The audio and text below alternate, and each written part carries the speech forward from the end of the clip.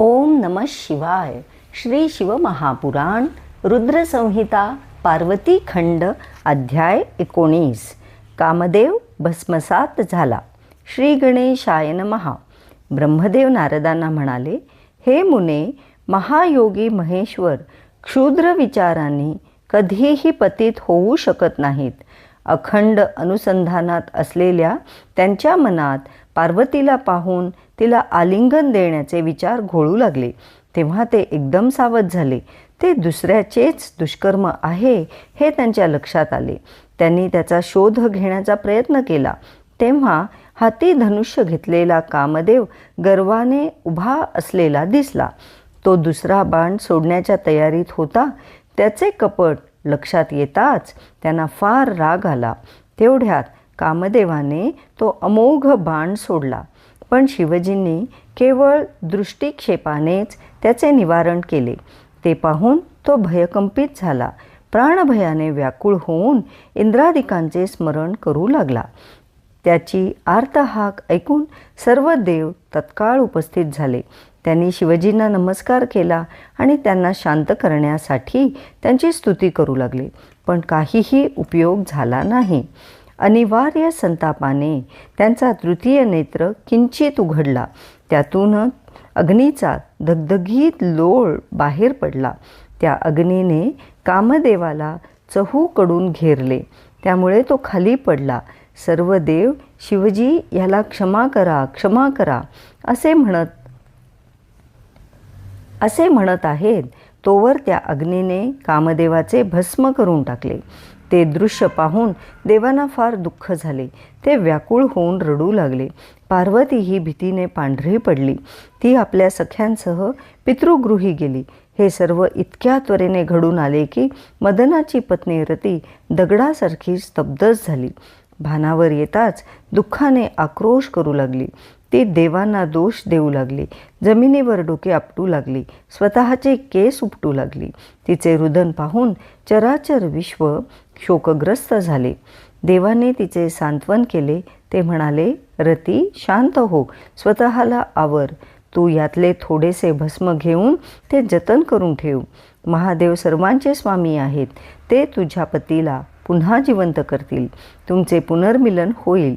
कोणी कोणाला सुख देत नाही व कोणी कोणाला दुःखही देत नाही. ते आपापल्या कर्मानुसार भोगावे लागते. तू आम्हा देवतांना व्यर्थ दोष देऊ नकोस. रतीचे कसेबसे सांत्वन करून सर्व देव शिवजींकडे गेले. त्यांची स्तुती करून आपले मनोगत व्यक्त केले. ते म्हणाले, भगवन, कामदेवाने येथे येऊन जे कृत्य केले त्यात त्याचा स्वतःचा काहीही स्वार्थ नव्हता. आमच्या सांगण्यावरूनच त्याने हे धाडस केले. तारकासुराच्या जाचामुळे आम्ही फारच संत्रस्त झालेलो आहोत. म्हणून कामदेवाला हे काम करण्यास सांगितले. तो तुमच्या क्रोधाग्नीत भस्मसात झाला म्हणून रती फारच दुःखी झाली आहे. तिचा विलाप पाहून आम्ही मृतप्राय झालो आहोत. तुम्ही तिच्यावर दया करा. तिला आश्वासन देऊन तिचा शोक दूर करा. त्यांच्या प्रार्थनेने शिवजी किंचित शांत झाले.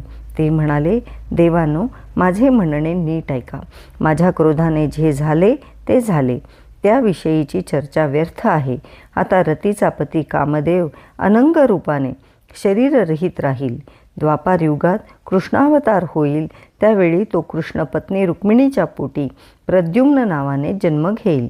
तो जन्मल्याबरोबर शंभरासूर नामक दैत्य त्याला पळवून नेईल. त्याला समुद्रात बुडविल. तो मेला असे समजून आपल्या नगरात परत जाईल. तोपर्यंत रतीने शंभासुराच्या नगरात राहावे, म्हणजे तिला प्रद्युम्नाची प्राप्ती होईल. ती शंभासुराशी युद्ध करून त्याचा वध करेल. तो आपली पत्नी प्राप्त झाल्यामुळे सुखी होईल. त्यानंतर शंभासुराचे सर्व धन घेऊन तो रतीसह द्वारकेला जाईल. शिवजींचे बोलणे ऐकून शिवजींचे बोलणे ऐकून देव उल्लसित झाले. त्यांनी पुन्हा एकदा नमस्कार केला व म्हणाले, भगवन, तुम्ही करुणासागर आहात. कामदेवाला जिवंत करून या विरह व्याकुळ रतीच्या प्राणांचे रक्षण करा. त्यावर शिवजी म्हणाले, देवांनो, मी तुमच्यावर प्रसन्न आहे. तुमच्या विनंतीचा मान ठेवून मी कामदेवाला जिवंत करेन. तो माझा गण होऊन सर्वत्र विहार करील. पण हा गुप्त वृत्तांत तुम्ही कोणालाही सांगू नका. आता आपापल्या स्थानी जा व निश्चिंत राहा. मी तुमच्या सर्व दुःखांचा नाश करणारा आहे. ते ऐकून देवांना मोठे समाधान वाटले. ते स्तुती करत असतानाच शिवजी अंतर्धान पावले. देवांनी रतीची समजूत काढली आणि ते आपापल्या स्थानी गेले. तीही शंभरासुराच्या नगरास गेली. अध्याय 19 समाप्त. ओम नमः शिवाय.